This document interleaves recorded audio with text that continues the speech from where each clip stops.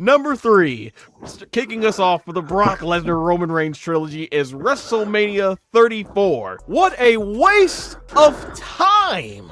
Oh my god, because the biggest thing here, and I want to make this clear, I like Brock Lesnar and Roman Reigns. I'm fans of their work. I love what they have done for WWE, so by all means, I am a fan of Brock and Roman Reigns. Roman Reigns has had some great bangers. Brock Lesnar, I think they are two of the all-time best in WWE, but unfortunately, I'm going to say this trilogy is not one of the reasons why that it adds to my level of love for what they do in the business here, but it's a part of the trilogy. So when it comes to Roman Reigns and Brock Lesnar WrestleMania 34, here's my issue with this match, and it's not even so much them. It's the booking of it, really. Brock Lesnar and Roman Reigns, when it came to WrestleMania 34, well, first of all, we were there in person, WrestleMania 33, when Brock Lesnar got the Universal Championship, and if you go back to 2017, there was a lot of guys that got hot. Braun Strowman with the audience, Samoa Joe, like it was clear that, oh man, while WWE's pushing Roman Reigns, there's some people right here that could benefit, and you're figuring, okay, Brock Lesnar's a part-time, no harm in taking the title off of him, let these full-timers get a run with the title, and you can have Brock take it back when you come. But no, they kept the title on him, and he was barely showing up to defend the title and stuff, and I was looking at a lot of the build-up where they were trying to put it like Roman Reigns is not Vince McMahon's favorite. Instead, Brock Lesnar is Vince McMahon's favorite, and Roman Reigns is going to represent all of the WWE universe to fighting up against Vince's boy because he's a part-time champion, and all this stuff. And man, they were trying. Vince with the booking was trying super hard, but the fans just were not buying it. And at this point, the Roman Reigns experiment was like 3 years in deep in terms of them trying to push him as the baby face, and it's like if he felt like he was coming off as John Cena 2.0. And hey, I like Roman Reigns. I thought Roman Reigns was a great talent, but I wanted to see just let Roman Reigns be himself. But they were not doing that. And that's another thing going back to this feud. And so there was a lot of guys that were, I have to say, sacrificed on their way to this match. And I was at the point when this match happened, okay, just go ahead and get it over with. Have Roman Reigns beat Brock Lesnar to justify why you had to undercut Samoa Joe and Braun Strowman when these guys could have had a run with the title during that year or something.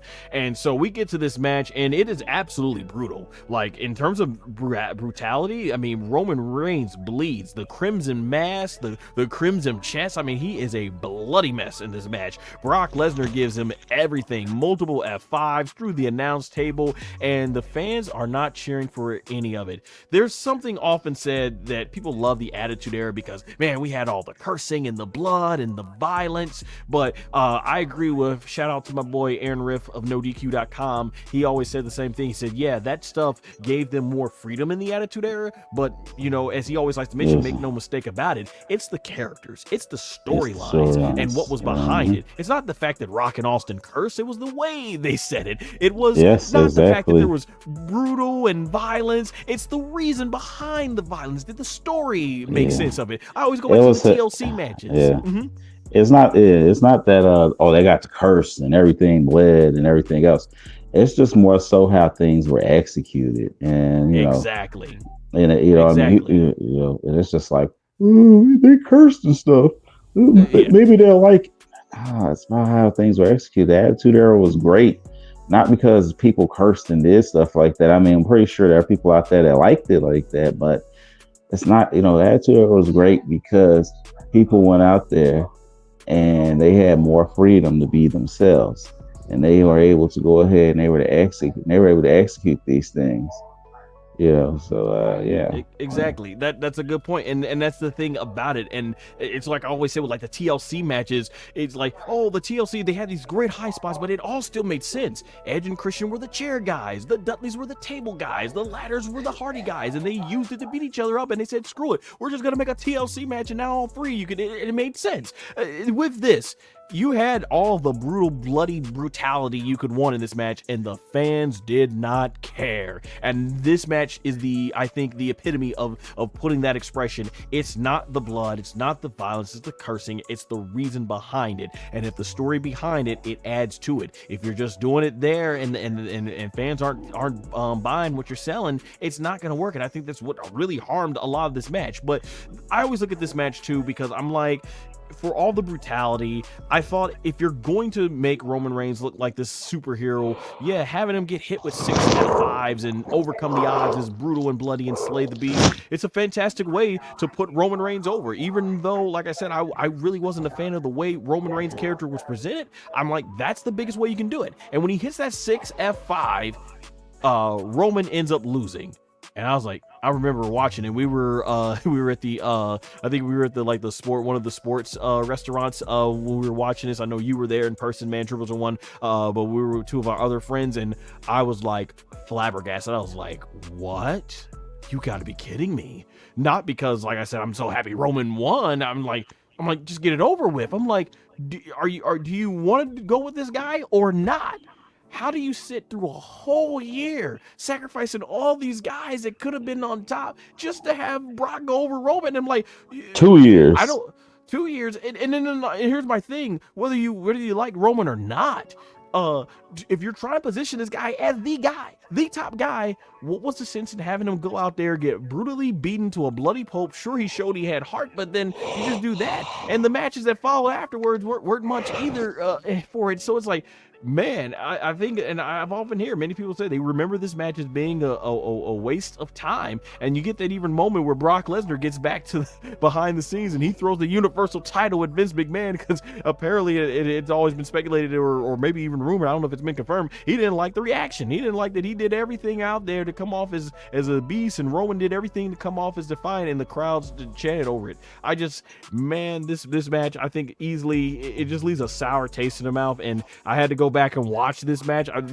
If I was not a content creator, I hadn't watched this match since it first aired. I only went back to watch it most recently now for the purposes of this content. But if I don't have any content to make about it, this is certainly not one of the matches I like. You know what? I need something to do for the next 20-30 minutes. Let me watch Brock Lesnar versus Roman Reigns for WrestleMania 34. So yeah, I think easily you can see why it's our number 3. Now, that was me watching.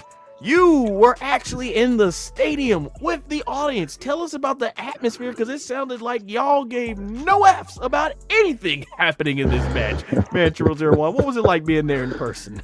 Oh yeah, for us it was just like, come on. For us it was like, come on now.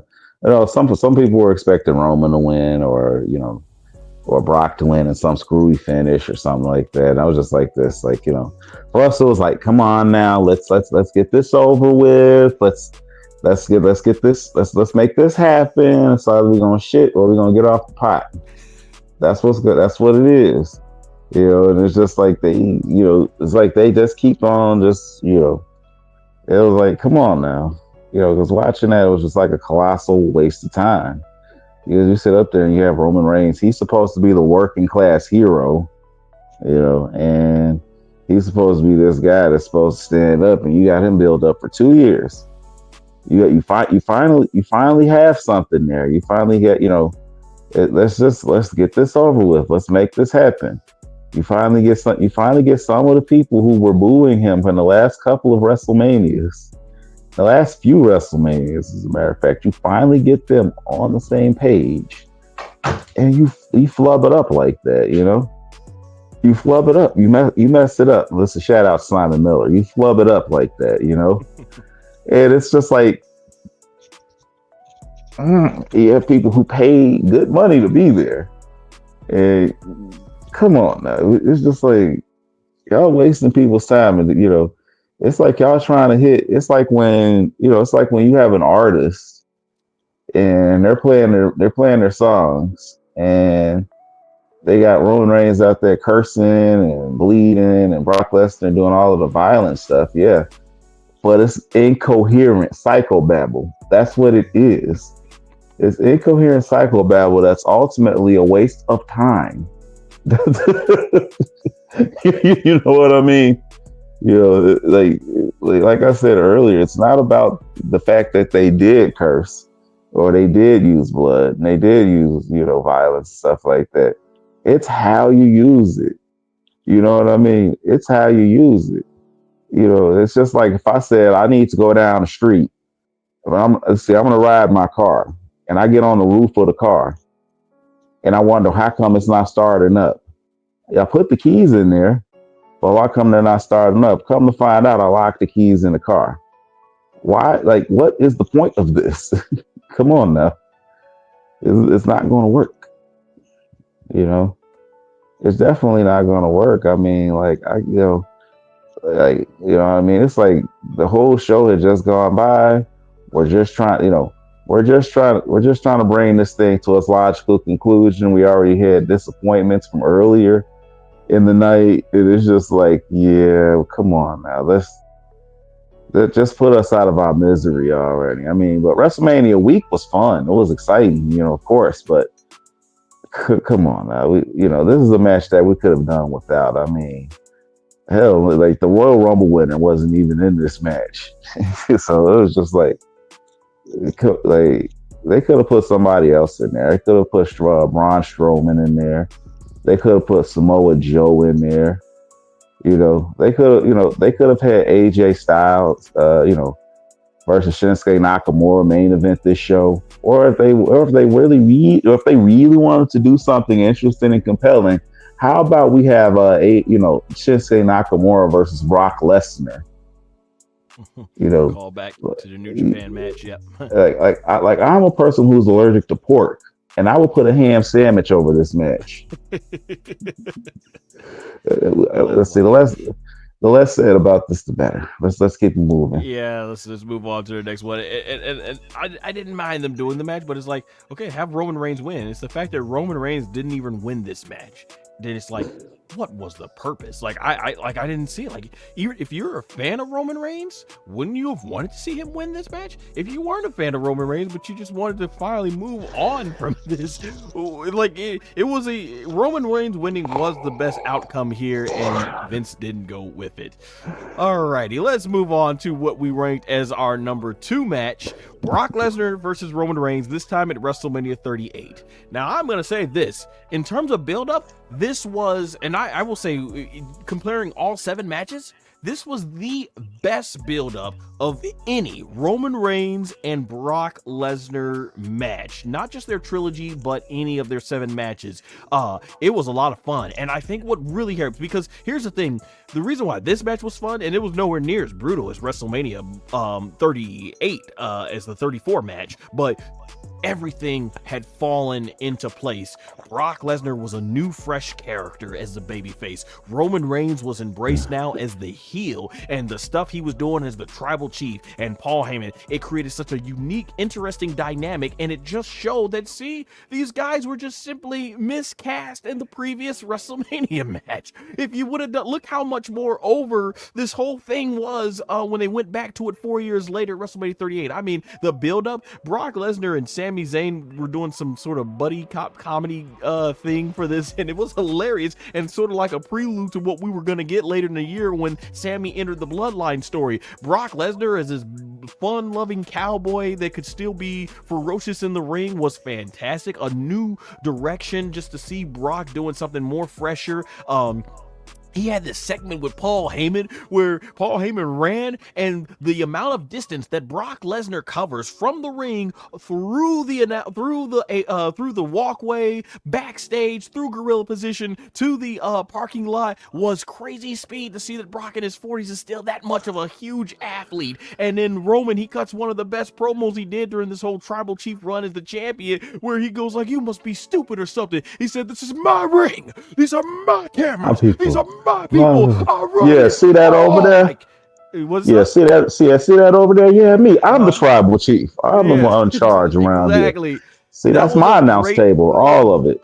Yes, that was a great promo. Just so many things work, and it's no wonder why that when you get to this match, the fans are the total opposite. They are up. They're ready to see Brock Lesnar and Roman go forward, even though it's they had to take the title off of Big E, but they had to do the WWE, the world title was built up to the stupendous, but it was really well built up. It was like, for me, Randy Orton versus Triple H in terms of build up. Like, I was like, I'm not sure I want to see this match again, but they did such a great job to build up. Like, I'm hyped for it. And I was hyped to see this because I'm thinking, okay, now we're going to finally get Roman Reigns defeating Brock Lesnar, and he brought up the WrestleMania 34 bloody beatdown. I'm like, yes. I'm like, give Roman Reigns, and I think that's another reason why that match in 34 didn't really age well with me a lot, just because Roman never did get that aged like milk. Huh? Yeah, it It, never it gave him is that like bloody milk and beat down. bananas. Yeah, pretty much. Because he never gave him that brutal, bloody beatdown. But yeah, fans were hyped for this match. It was the opposite. Fans were ready to go for that. So I remember watching this one, and I will say, looking back on it, having watched this match recently now, it is a lot more evenly found back and forth match. It's, as you would call it, man, 0001. The SmackDown versus Raw are nowadays the 2K matches where you build up a bunch of 5 finishing moves and it's just spamming signature move, finishing move, signature move, finishing move, back and forth into whoever exhausts all of them. That's pretty Yeah. much and that's what most of these Brock Lesnar Roman Reigns matches were: spear, Superman punch, German suplex, F5, just exchanging that back and forth. And the thing about this match is, before it can really get going, Roman Reigns hits a spear, 1, 2, 3, it's over. And I'm like, oh, I mean, we were just getting going here. They were kicking out of finishers and signatures. This match didn't last that long at all, and we're like, that's it. And like, after all the times when in their earlier matches when they were kicking out of every F5 and spear, it just like that, it's over. I'm like, you know what? Roman Reigns got the big win over Brock Lesnar at WrestleMania. I'm like, it's done. The feud is done. I'm like, it is what it is. Like I say, technically looking back, I should have probably maybe put this at number 1. It is a better back and forth match, but I think the real reason why I don't is because when it comes to Roman Reigns and Brock Lesnar's entire feud, I would recommend their 7th and final match at SummerSlam. You got what you got in this match here at WrestleMania 38, and then with the drama and the storytelling and just something new and fresh. So it's like, it's hard to recommend this match when the match they had after this was far more better. And I kind of always say, if you go watch the Brock Lesnar Roman Reigns trilogy, the whole 7 series match, I'd be like, start with the first match and then end with the 7th match, and all the stuff in between is yeah. So yeah, I mean, this match just ended before really got going. But I'll say this much, I did get more enjoyment out of it than that 34 match for sure. Now, man, 0001, you were there in person. What did you think about this being there? It sounded like the audience was way more into this, obviously, than the 34. Yes, they were. Oh, yes, they were. They were firmly behind where they were behind. You had some who were firmly behind Brock Lesnar and some who were firmly behind Roman Reigns. This right here was a match that was very exciting to watch, very exciting to see, and it was a match that, if had it gone on a little bit longer, it could have been number 1, but just didn't quite clinch that number 1 spot, because it was it was a match that definitely had a lot of good build up.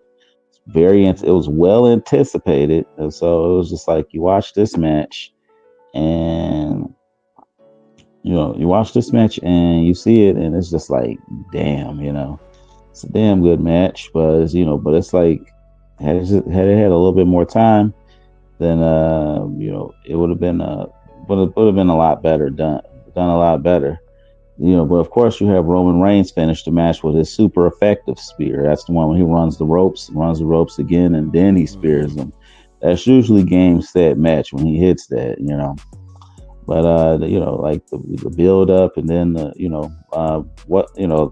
rumor at the time was Roman Reigns had a shoulder injury, and because he had a shoulder injury, he couldn't have the match continue on, but they had him win because he's a part timer. It really wouldn't have affected him as if he were a full timer, but still, definitely, this right here was a pretty good match indeed. I was excited to watch. Like, from whoever won, it was whoever won. But in later years, my opinion of both guys has changed significantly. But right during that time, it was done pretty well. The build up, the match was pretty good, and yeah. If you want, what I mean. If you want, you can go back and watch it. This right here is one of those matches. If you're cleaning up the house or you're doing some homework, you can put that on the background, and you won't be disappointed. But definitely, and this is this right here bookended my first 2-night WrestleMania. Because at that point in time, I hadn't gone to a WrestleMania since WrestleMania 35. So it's just like, yeah, this right here was a pretty good match.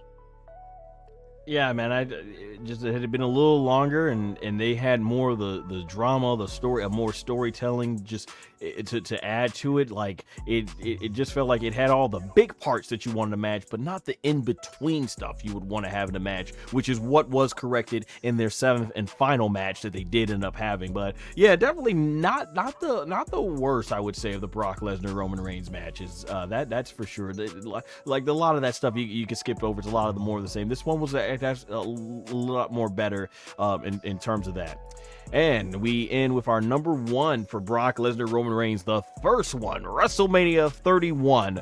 The build up to this match, this is when they were just starting with Roman Reigns, and the fans just were not buying what Vince McMahon was selling at the time. But I thought Roman Reigns at this point had proven himself, especially with the match he had the month prior with Bryan Danielson, and known at the time as Daniel Bryan in WWE. It's like, okay, this guy's got something. The in-ring aspect is fine, but and I thought he had something on the mic going back to like the year prior when he was facing Randy Orton, and they were chanting, John Cena sucks, and he's like, when Roman Reigns is in the house, you're damn right, John Cena sucks. I'm like, okay, this guy's got something, just build upon that and see. But then, you know, he brought in with the blue eyes, and this is the Southern succotash era of Roman Reigns. So they're doing this things with him, and it's like, man, so when we get to to this part with Roman, and Brock Lesnar, they had to cancel a show because of a blizzard, and they ended up doing a sit-down interview with Paul Heyman. And I think Paul Heyman, for the most part, he did a tremendous job talking for both Brock and Roman in this build-up and everything. But a lot of fans they just saw it a mile away. They saw that they were trying to make Roman like John Cena 2.0. They're not trying to make him the authentic version of which we would see many years later with Roman. And as far as this match goes, we thought it was going to be Brock Lesnar and Roman Reigns, Brock Lesnar and Goldberg all again, where the fans are gonna boo. But I think, like, was it almost 2 days or a day before on ESPN, Brock Lesnar goes ahead and announces that he has re-signed with the WWE, and so the audience basically, they cheered Brock Lesnar and booed Roman. And so when you get to this match, it was hard hitting. This is when Brock was still smoothing the whole Suplex City, you know, even does the Suplex City B-drum bop to Roman Reigns, gives him the German suplexes like he was giving Cena. It was fresh at this point, so you're just seeing Roman get ragged out. But then there's a point where Brock Lesnar, he gets busted open from his head going into the turnbuckle, and then he's all on wobbly legs, and Roman starts coming back with Superman punches and spears. And like I said, at this point, this formula was fresh. It was new. It's the first time we're seeing it. And I remember all of us were into the match like, oh, and you hear the audience, they're into it, and they're starting to chant, this is awesome. And I think that was amazing. For a match that people didn't want to see, that showed right there what Roman Reigns had as an in-ring performer. Fans booing him to now cheering his performance in the match, and now rooting on like, yeah, this match is awesome. Like, the fact that they were able to win over the audience is a huge testament to what Roman Reigns really had. You just had to make it blossom naturally. But, you know, of course, Vince was doing the whole kind of what I thought was making him a lot like John Cena and not like himself. And hey, this match, the suspense, it had us on the edge of our seats. It was a fun ride. It was brutal. It was bloody. It was telling a great comeback story. And both guys end up getting down. We're like, what's gonna happen from here? And then Seth Rollins' theme said, and Seth starts running out. We're like, oh, he's doing the cash in. He's doing the cash in. And they announced this match is now a triple threat match. And I think from there, the sequence is he goes over to Brock. He nails down Roman with the curb stomp. And then Brock Lesnar, I think, as well.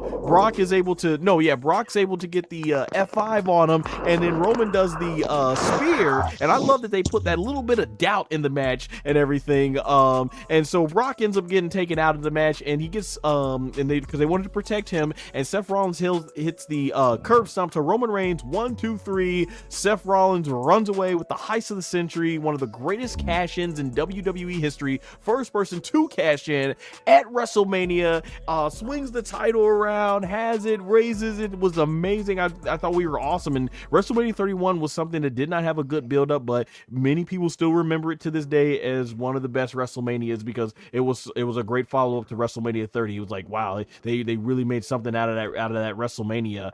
I think that's the thing. This had a memorable finish, and I think this showed potentially what we had with Brock Lesnar versus Roman Reigns, but it would be more or less the same that we would get until we get to those later matches, and particularly the final 7th match. But yeah, this match was good. Hats off to both Brock Lesnar and Roman Reigns for taking a match that fans were already in their mind gonna try and crap over and turning it to where they were inside it. Because remember, it wasn't the cash in. The cash in was the icing on the cake, but it was the work that these two did in the match that made people convert. People were chanting, "This is awesome." They were going crazy. It's just when Seth's music hit, they went even more crazy. So yeah, I enjoyed this match. And I think looking back on it, like I say, the 7th match is their best match. So if I had to look at their first 6 matches, I think this first one is right up there as the second best one. Man, 0001, you weren't there in person, but you were with me and our friends watching at the time. What's your memories, perspective of this first match with them? All right, for me, I have to admit, I was just like, you know what, I'm just gonna go to sleep during this one because it was just like, yeah, I don't like what I'm seeing here. The build up just not looking all that good. They're gonna try to make us. They're gonna try to force Roman on us as a John Cena 2.0 kind of character. I could go ahead and I could, watch paint dry and watch grass grow and have a much more productive time. That was my frame of thought going into this because the WWE did not build this up very well.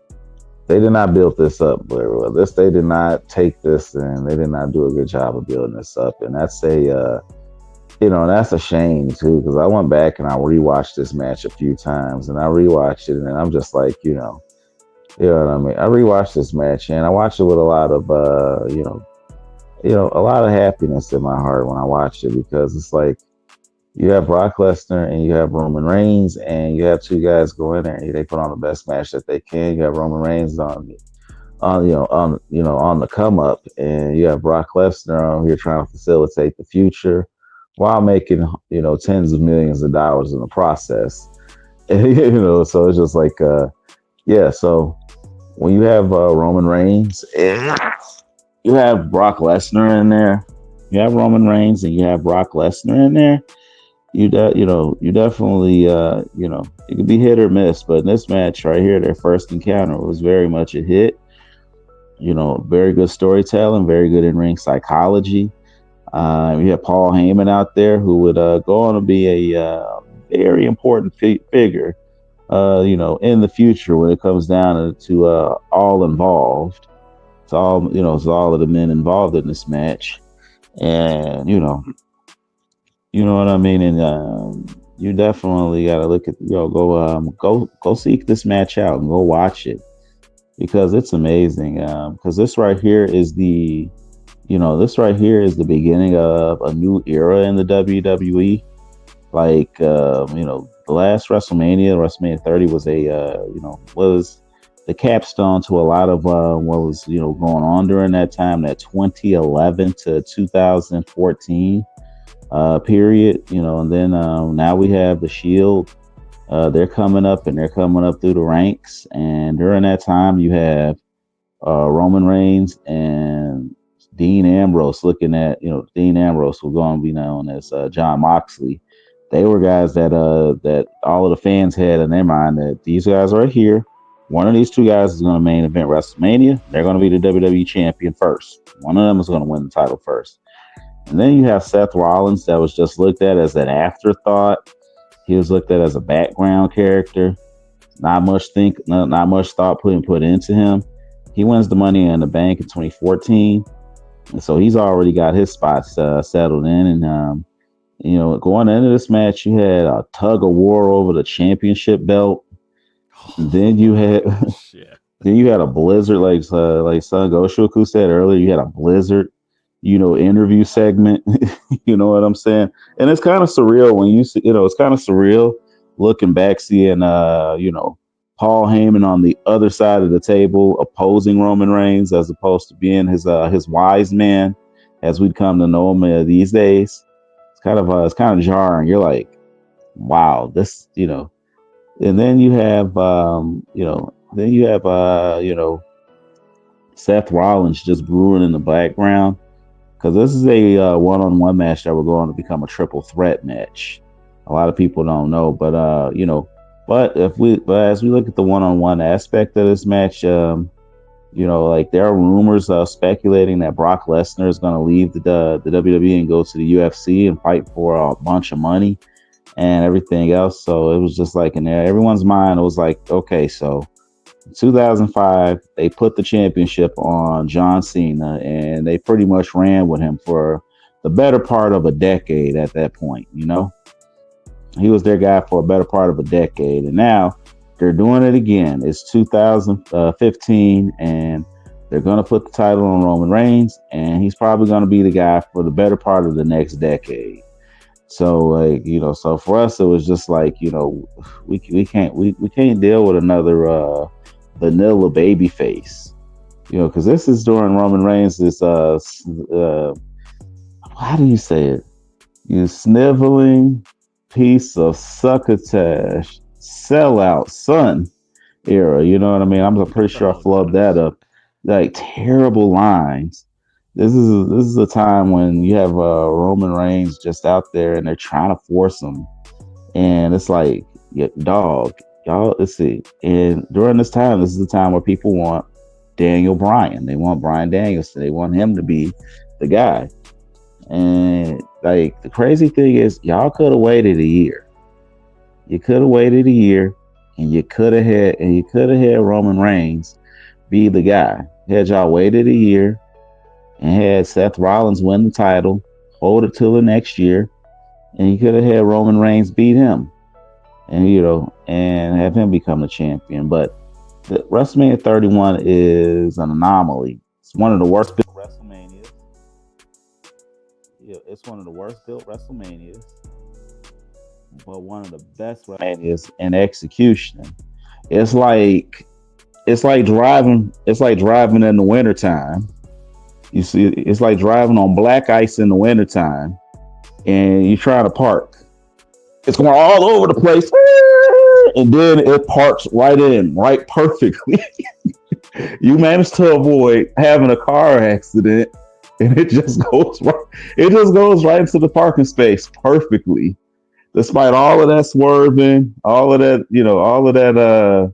rigmarole and everything else, it just landed perfectly. So it's just like, yeah, this was a pretty good match. And then having Seth Rollins come out and cash in the Money in the Bank really was a really intelligent move. And right there was a move that saved that WrestleMania, because let's face it, Roman Reigns was not ready.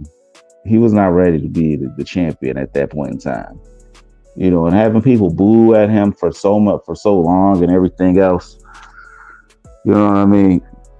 As me and SonGoshuaku discussed in in one of our private conversations, it was the fight the fans era. Pretty much. It was the fight the fans era. If the fans wanted to see something, Vince McMahon would go ahead and do the opposite. It was almost deliberate, Like, hey, if the fans wanted to breathe, Vince McMahon would be like, nope. None of the superstars are allowed to breathe. We're all just gonna have to die. So it's no breathing.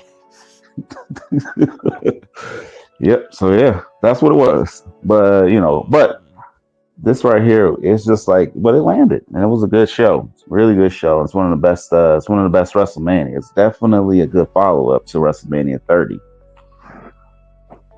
For sure. Well said. So now that we have ranked every trilogy from individually. Hold up. We forgot one. We forgot one. Oh, did we now? Let's see. Yeah, let's see. We're forgetting about Kane versus Pete Rose. Kane versus Pete Rose. Quite a trilogy. Tombstone 14, Tombstone 15. I think it was a chokeslam on 16, followed by a stink face. Oh man, all 5-star classics, man. Let's see. Don't tell Dave Meltzer, Those were definitely memorable moments, and God bless Pete Rose. So definitely, it was as a wrestling fan, those were some entertaining moments.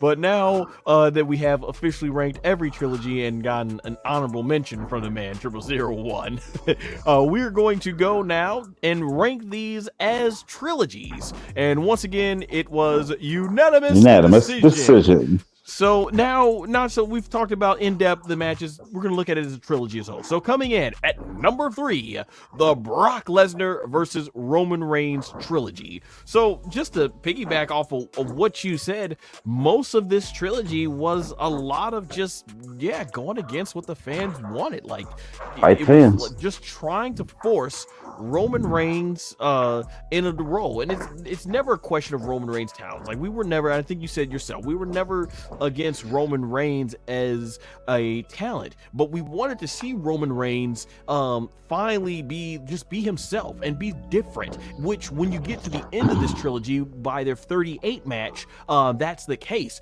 Everything had really fallen into place to where it needed to be. So yeah, that's the thing about the stories. But yeah, when I think back as far as storylines, there's not a lot in the story buildup of all three of these matches that really, like, man, these were iconic moments in WWE history. Like the 38, like I said, it had some memorable moments, definitely, in terms of how it projected leading into eventually Cody Rhodes. So I would say 38 stands on its own by that, but as a whole, I just don't really look back on this trilogy. Like even then, like I said, if I were to look even at all 7 matches, I'm going with the first, and then I'm going with the 7th, and that's pretty much the best parts of the Roman Reigns Brock Lesnar trilogy, especially when you narrow it down. And then the matches, when it came to the matches, a lot of this boils down to what you once told me, man 0001. It was the SmackDown versus Raw / 2K25 trilogy, basically. Suplex here, German suplex there,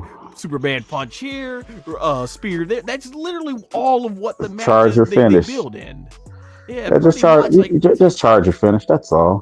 Getting it in. Pretty much. So it's like, I don't really look back on this trilogy as like an all-time, like the all-timer. And honestly, we might get a Roman Reigns and Cody Rhodes trilogy. And I would say that if that ends up happening, this thing is still gonna find itself on number 4 on the list, because Roman Reigns, you look at the matches he had with Cody Rhodes at WrestleMania. If we're getting more of that, just one-on-one next time with them. And I think that's going to be an absolute all-time banger right there. So, and that's my thing too that I was saying. Like I said, I am a fan of Brock Lesnar and Roman Reigns in terms of what they do in the WWE, because Brock Lesnar's had some awesome matches. Roman Reigns that has some awesome matches, but there was these particular matches that when you put them together, it's like all they can do is signature moves. All they can do is finishing moves. It's, break out the whole DD and the DD from Dexter's Laboratory. That's all you can do. That's all you can do. It's like that's all you can say. That's all you can say. In this case, though, all you can do, though, right? But for those of you who grew up 90s kids like us, but yeah, I mean, when you look at this, like Roman Reigns, he's had other matches where there was a lot more variety. Sure, when it comes to pro wrestling and WWE, particularly the baby faces and heel, everybody has like their signature 4 or 5 moves, but it's what builds up into those moments. Like as we get into our next trilogies, you're not going to hear us saying, oh, it was just all stunner and rock bottom here, it was all just pedigree and tombstone and chokeslam here. No, there was a lot more to those matches in between all that stuff. So that's the reason why I had to put it as least. It's my least favorite trilogy of the entire ones. It's on this list because it was a trilogy. But I mean, yeah, that's most I can say. I just don't, when I think of Brock Lesnar and I think of Roman Reigns, I really, like I said, I just don't associate this with all-time great stuff. Like you'll hear me talk about many more Roman Reigns promos and epic battles. You'll hear me talk about many more epic Brock Lesnar battles, but these matches right here won't be on them. Even if I had to narrow it down to one Brock Lesnar Roman Reigns match, it's going to that SummerSlam match they had, the 7-1. So that's where I'm going to end it off here. Man 0001 as a trilogy, you agreed that this was the least ranked one. We put this at our least favorite. How do you look back on the legacy of Brock Lesnar and Roman Reigns as a WrestleMania trilogy? A lot of this feels very forced. It felt like it was being put up on us, and it felt like it was being put up on us, and it felt like it was burdensome. Because let's be honest here. I mean, yeah, we got two good matches out of this. You know what I mean? But those matches aren't like really like all timers. Those matches are more so remembered for the moments they produced rather than the matches that they created. And one of them was like just definitely was just ham fisted. It was just put up on us, and it feels like this was just going against the grain of what we wanted to see. Like we wanted to see, Bryan Danielson, become WWE World Heavyweight Champion once more. You know what I mean? Go on, go on to WrestleMania. Go on to WrestleMania and win that, and we didn't get that. And we wanted to see him get a little bit more time in the sun as the champion. I mean, we eventually did, but it wasn't the same as if they did it right there. It's like they struck when the iron was cold. A couple years later, making him a champion, and we really we really we need that, and that that rivalry just felt like it was just like occupying so much space at the top. I mean, I guess they just felt like they needed to justify how much money they was paying those guys with putting them in those positions. But this right here shows that you just can't just pay someone up a whole bunch of money and then just think that, oh, this right here is just going to sell. Oh no, you have to go ahead and you have to make it worth our while, and they didn't. So these felt like they were forced. It felt like you were, it felt like you were forced. It's just like if you're watching a YouTube video, right? And it's a really funny YouTube video, but you got to watch three 10-minute ads in order to get there. Eventually you're just gonna be like, you know what, F it, I'm gone. I'm just gonna leave. I'm just F it, I'm just gonna leave. I'm not gonna watch this. Coming in a little low, man. 001. Yeah. It felt like F it. I'm just not gonna watch this. I'm just not gonna. I'm not gonna like sit there and watch. Swim through this shit just so I can go and get what I want to get. Fuck this. I'm out of here. You know what I mean? It's like, yeah, it felt forced and it felt put up on us. Yeah. Excellent. Yeah, I think that's the reason why it doesn't have the fondest memory of the next two we're going to talk about. But like I said, at the end of the day, Roman Reigns, Brock Lesnar, I think they've submitted themselves as two of the all-time greats in WWE, regardless of this trilogy. That being said, we move on to our number 2 rank for the WrestleMania all-time trilogies.